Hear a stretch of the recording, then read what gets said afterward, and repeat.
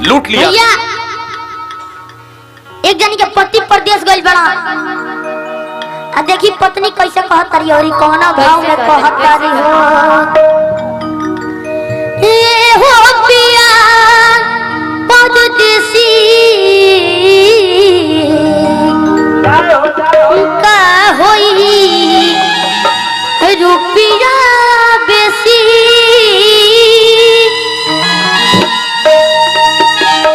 ए हो पिया परदेसी का होई रुपिया बेसी, असगर कमाई ढेर जाई वाह वाह भोरे अजय सजना अपिया बोलावे मोर जवान।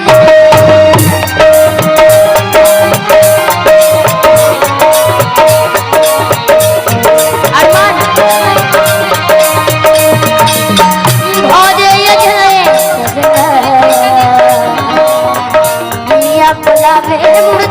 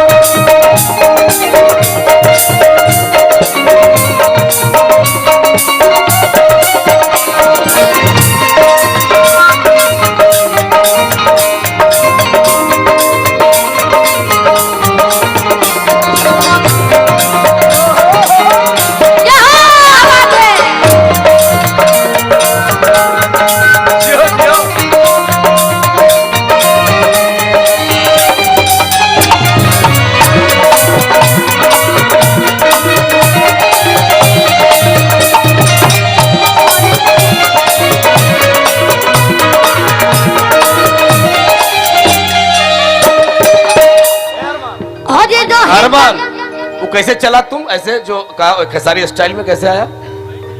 हाँ इस बार फिर से आना। हाँ आ जा, वो तो हमको भी नहीं आता है।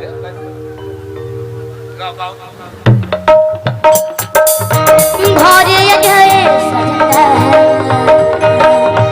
पिया बोलावे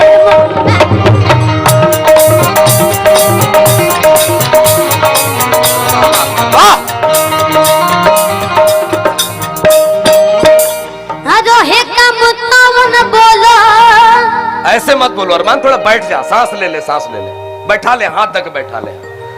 असल में बोलो हम ठिके अपने लातू शिखर धावन। अरे शिखर धावन के जाना था, दोनों हाथ उठाई तो एकदम छक्का पर छक्का मारनी। एक शिखर धवन मेरे पड़ोस में रहते हैं, भैंस दूध के ले जाते हैं दूध। तू कौन से शिखर धवन को कर रहा है? क्रिकेट वाले को? हाँ क्रिकेट वाले को। मिठाइयाँ चढ़ के गाना गाओ। आजा जो है का बतावन बोला ले आई लगावन बोला मुछी होई के बो नीला तो शिखर धावन। ताली ताली, क्या बात है, क्या बात है। जो है का बतावन बोला ले आई लगावन बोला मुछी होई के बो नीला तो शिखर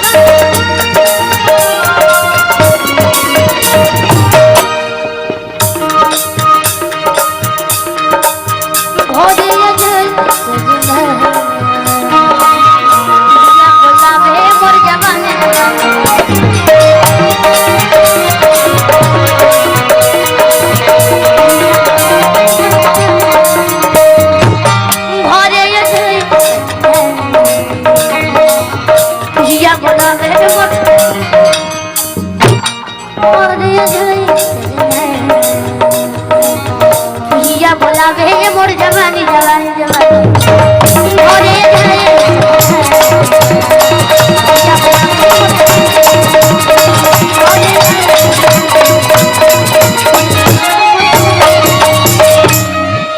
देखिए भाई साहब, सबसे पहले मैं के बाहुबली फिल्म देखले बाद दोनों हाथ उठाई तो।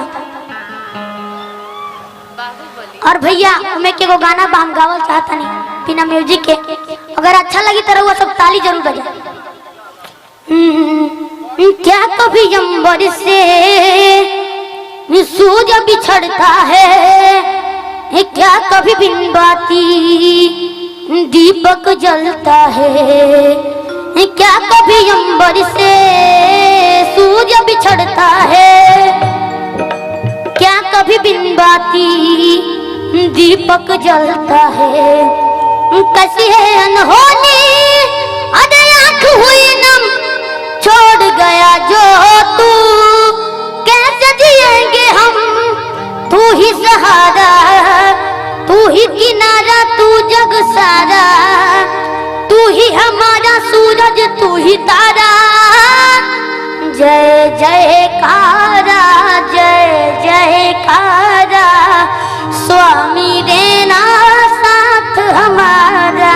जय जयकारा, जयकारा, स्वामी देना साथ हमारा। हेलो अरमान, इसको म्यूजिक पे लेते हैं, दोनों हाथ उठवा के, ठीक है? इसको जय जयकार। आइए, रिदम वाले तैयार रहेंगे। एक बार हाथ उठा दीजिए, खड़ा खड़ा सब लोग पूरा आ जाओ। जय जय